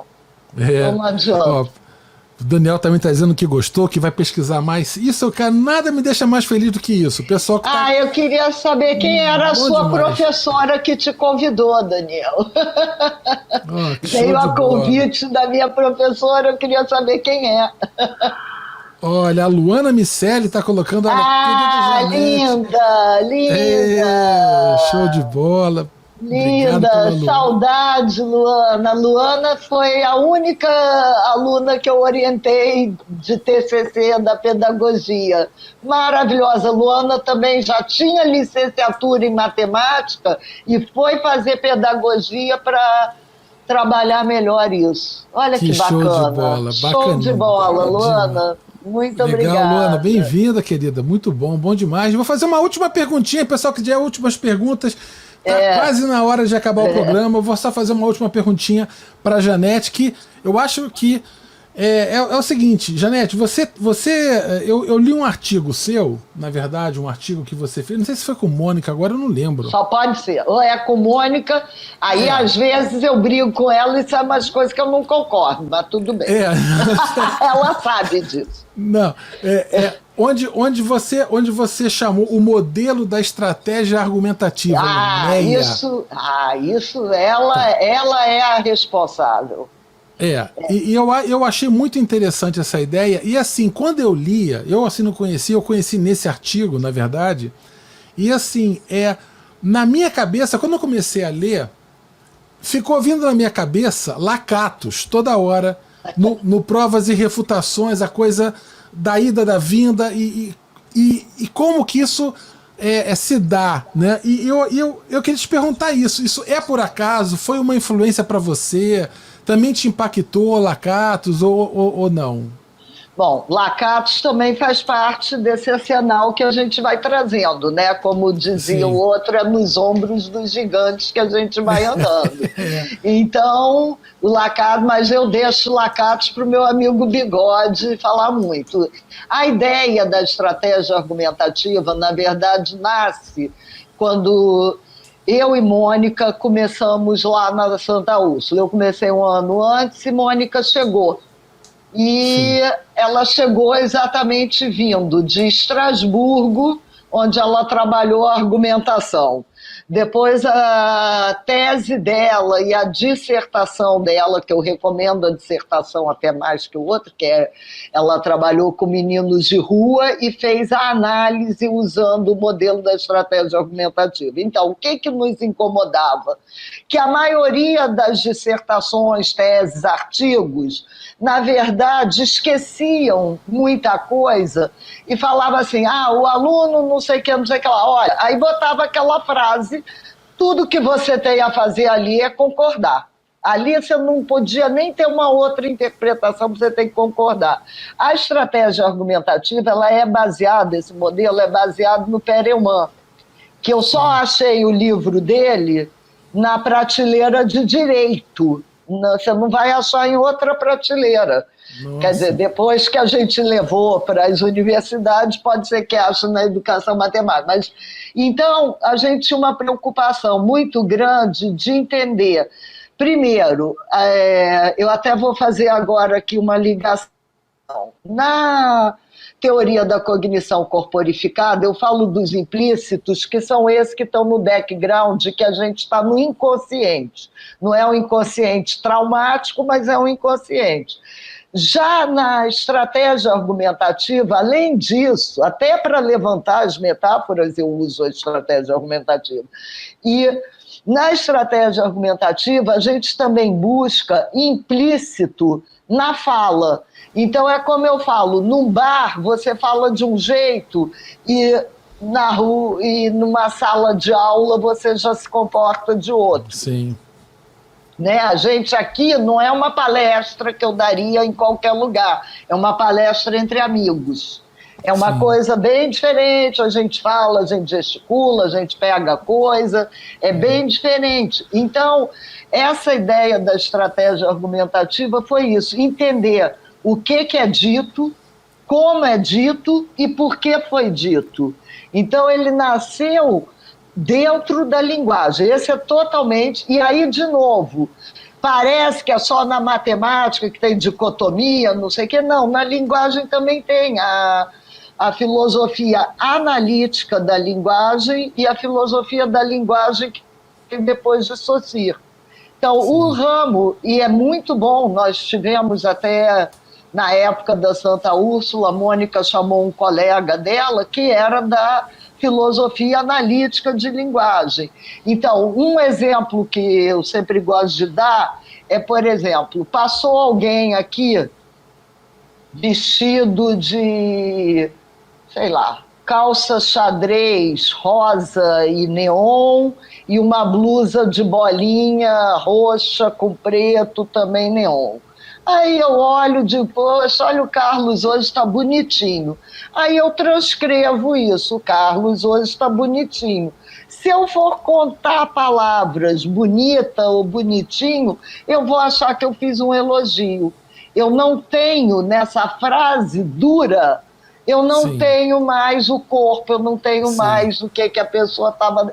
A ironia, tem um amigo do Rafael no Chile que ele só trabalha com essa parte de ironia e humor, seguindo a teoria da cognição corporificada. Quer dizer, tem muita coisa aí para a gente ampliar essas ideias. Mas a estratégia argumentativa eu tenho usado junto com a teoria. É que eu não falei porque é mais a praia da Mônica, mas é minha, que a gente lançou até o livro, tudo. Então... tem muito a ver, porque é exatamente isso, é como a gente consegue pegar as entrevistas, as aulas, etc., e fazer uma leitura que não é mais uma leitura linear, Porque eu, às vezes, falo uma coisa, e aí vocês vão ver aparecer na tese da Maria Lúcia, na tese do Moretti, nas teses todas que eu citei, Sim. todo mundo usou também um pouco dessa ideia, porque aí a gente cria um esquema da argumentação. E aí surgem metáforas ou não. Só uma para dar exemplo, na tese do Monetti, como ele trabalhou com professores de matemática que tinham mestrado e doutorado em matemática, não falaram especificamente, mas a gente foi vendo os implícitos, conceito é definição. E em matemática isso é verdade. O conceito é a definição, só que a definição é a síntese, conceito hoje... Então, o que aconteceu é que a educação matemática também começou a beber água em outras paradas, e aí a gente vai... na antropologia, quando Gertz fala de cultura, quando o outro fala de sociologia, né? O Steve Lerman, né, super fala de sociologia lá em Londres, acho que ele se aposentou também. Tem umas pessoas que eu continuo citando que às vezes estejam já aposentadas. Show de bola. Show mas de bola. É uma delícia isso. Muito bom. Ó, só um comentário aqui rapidinho que a Márcia Leal fez. Ela fala isso, olha, que essa história aí do Lakatos lembrou o Karl Popper. O Karl Popper influenciou muitíssimo o Lakatos, ô Márcia. Não é por acaso essa sua lembrança. Muito bom. A Edmara está colocando aqui, ó, que momentos maravilhosos de aprendizagem. Edmara, nós aqui, ó. Show de bola. Valeu, obrigado. Para Edmar, um beijão para ela. A Cintia André está perguntando o seguinte: professora Janete, por favor, qual é o evento programado com foco nos anos iniciais? Ai, Cíntia, você pode deixar um e-mail aí que eu vou te mandar muitos. Ou e-mail ou WhatsApp, porque tá cheio. Tem agora um para educação inclusiva, tem vários e vários. Eu vou colocar o e-mail aqui na tela. O Juan viu. Ótimo. Então aí deixa eu...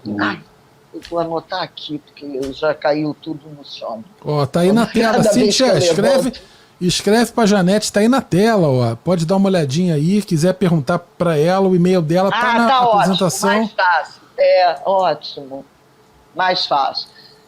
Tá. Aí pode me escrever que eu te respondo, Cíntia. E ó, o Juan tá aqui cheio de carinha para mim, porque você aceitou ao vivo, tá na banca dele. Mas ainda vai demorar um pouco. Maravilha, mas é só chamar que eu vou. Já disse sim, já vai ser um prazer. É facinho, muito legal, né? Você é daquele bloco, vem em mim que sou facinho. Vem em mim que eu sou facinho, já tô lá. Bloco saía lá do Cosme Velho. Agora fica em casa, na tela. Vamos ficar aqui na tela. Show de bola, Janete. Janete, deixa eu falar pra vocês aqui, ó. Vou fazer já o merchan, tá na hora quase de acabar o programa já. Estamos já batendo o relógio, tá dando tic-tac já perto do final. Vou falar rapidinho, Janete, aqui bacana. Vou estar recebendo o professor Márcio Doni aqui na Matemática Humanista. Gente! No dia 6 de maio, vamos falar de educação e resistência, etnociência. O Sulear, essa ideia dele do Sulear é maravilhosa. É maravilhosa. É isso que eu digo. A gente vai ficando velho. O Márcio Doni eu conheci há tantos anos atrás, que entre outras besteiras que eu já fiz na vida, eu já fui parte de quem fundou um museu de ciências, que é o Espaço Ciência Viva. E o Márcio era muito amigo do Maurice Bazin, e nós fizemos uma vivência entre nós e uma com professores lá em Friburgo. Maravilhoso, adoro ele. Ai, que legal. Ele é uma figuraça, amigo querido, vai estar presente aqui. A gente falei já da Terezinha Nunes, na Vida 10 na Escola Zero. Vou receber também a Esther Grossi. Tem o Garnica, que vem falar de história oral, a praia dele. E educação matemática, conexões e narrativas. Vai ser um programa super legal. E tem um bacana. Legal. Tem um da pesada, que agora em abril, Janete, muito legal. É uma coisa bacana que a matemática humanista está fazendo. A Arlete Brito e o Antônio Miguel. Sim, O Antônio, sim, Antônio ele é Miguel, fotógrafo.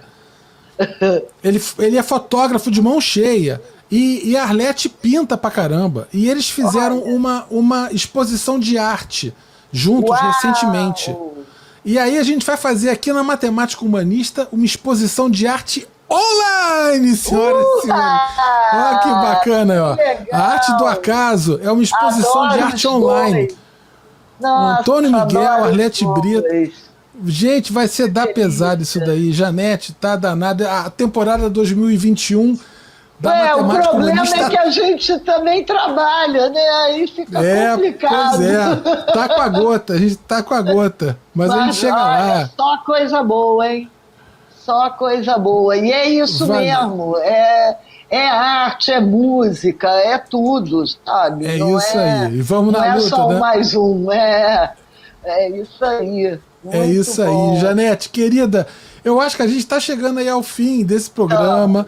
Deixar com você palavras finais que você queira dar para nossa comunidade da Matemática Humanista, que está bombando aí te assistindo. Fica à vontade. Bom, gente, eu quero primeiro agradecer, não sei quem é que está bombando aí, mas... Tá, Jéssica, todo mundo mandando abraço, feliz. Estamos por aqui. Eu também estou muito satisfeita, porque eu gosto desse modelo mais informal, a gente vai conversando, a gente vai trocando ideia, e como eu falei, meu e-mail está aí, querendo alguma coisa, a gente continua essa conversa. Lógico que às vezes não vai dar, mas... olha o que o Romário botou. Agradeço ao meu pai. Bom demais. Eu conheço esse Romário, eu não sei. Tem tanta Ele gente. Ele está sempre aqui na Matemática Humanista. Queridão, queridão. Show Pois de bola. Então essa é a ideia mesmo. Para mim, eu acho que o professor ele não deixa de estar fazendo teatro na sala de aula, porque se ele for para a sala de aula e ficar escrevendo aquele quadro... Bom, se eu fizer isso, eu mesmo durmo. Eu acho que eu durmo em pé, sabe? Se eu ficar escrevendo num quadro, mais de duas... E meu quadro é aquela coisa exatamente como eu acho que deve ser a cabeça. É uma mistura de tudo. Tem gente que tem aquele quadro bonitão, né? Que eu tenho até inveja de vez em quando. Mas o meu quadro, meus alunos têm que depois me perguntar tudo de novo, que não entenderam, porque se não foi pegando no começo, não sabe mais onde é que está. Então, eu acho que a vida também é um pouco assim, e a matemática, para mim, é isso, é entender como é que a gente pode trabalhar essa matemática de um jeito subversivo. Tem a Beatriz D'Ambrosio com a Celi, que escreveram aquele livro de insubordinação. Então, eu acho que a gente está passando por momentos que a gente está precisando mesmo. Eu até ano passado, eu acho, ano retrasado, que ano passado já começou a pandemia. Ano retrasado, eu coloquei, acho que no Face, alguma coisa das minhas alunas da pedagogia com construções em barbante, em canudos, não sei o que, e eu escrevi balbúrdias na sala de aula. É isso. Meu recado é esse, é balbúrdia.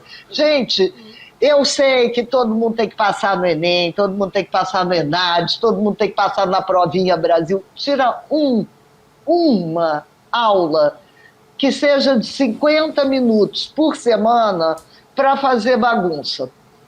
Experimenta, você vai ver, eu falo muito até, assim, não me lembro mais quem falou dos anos iniciais, foi a Fernanda. Fernanda, eu faço muito essas coisas com as alunas, que é exatamente provocar para acontecer alguma coisa diferente, porque a coisa que tem a gente não está gostando, não é não? Se a gente estivesse gostando, não estava vindo tanta gente aí fazer umas conversas tão boas, tão interessantes. A Tânia Cabral, quanta coisa que... Olha que eu conheço a Tânia há séculos, mas a gente já estava meio afastada. Foi maravilhoso ver a Tânia falar, entendeu? O trabalho deles, que é um trabalho também de humanista, porque eles olham para o que o esforço, e eu uso essa frase também desde a época do Gerrio, a gente valoriza o esforço de aprender e não a resposta certa, sabe? É isso aí, Não é? isso daí é coisa demais, isso é coisa Não boa é? demais, isso aí eu ouvi quando eu vi Tânia falando com o Baldino lá, o Baldino também já fala isso já há um tempão, né? Isso aí, olha, eu fiquei arrepiado. E aquelas máximas do Baldino, quem não sabe fala, quem sabe cala, fica quieto, escuta. Então, sabe, é muito bom. Show de bola. É muito bom. Janete, gente, obrigado mais uma vez, obrigado ao Carlos e obrigado a todos. Agora estou louca para você botar logo isso no YouTube para eu ver quem estava, quem não estava. Maravilha. Eu sou muito ansiosa para ficar já tá lá, formado. já vai ficar gravado. Ah, beleza. Quando a gente fechar aqui, você já vai, o chat inteiro vai estar lá. O que eu vou fazer vai ser, eu vou também baixar esse vídeo daqui. Eu vou dar uma editada, talvez no som ou naqueles momentos que você caiu. Entendi. Eu talvez corte só para ficar uma experiência mais contínua para quem quiser ver depois. Mas eu vou deixar a versão ao vivo lá também. Tá bom, então. Tá bom para você ver. Muito obrigado. Show de bola. Beijo, Janete. Queridos do chat, chegamos ao fim de mais um programa da Matemática Humanista. Sexta-feira agora, hein? Não se esqueçam. 16h, vamos homenagear nosso querido amigo, o professor Eduardo Sebastiani. Né? Vamos saber a trajetória dele na etnomatemática e vamos receber amigos maravilhosos para prestar uma grande homenagem a esse grande professor. Então a gente vou falar só mais uma coisa dele. Vamos ele lá. veio, quando eu estava coordenando a Santa Úrsula, ele veio. E você precisa ver quanta modificação bacana que ele fez no nosso curso de cálculo. Então, é um cara, sabe, às vezes a gente bota um rótulo, mas ele é amplo, ele é muito incrível. Maravilha. Bacana. Show de bola. Beijo, Janete e amigos. Tchau, até sexta-feira, então. Também, tá bom? Valeu, um abraço e até sexta-feira com mais um programa da Matemática Humanista ao vivo. Tchau, pessoal. Obrigado.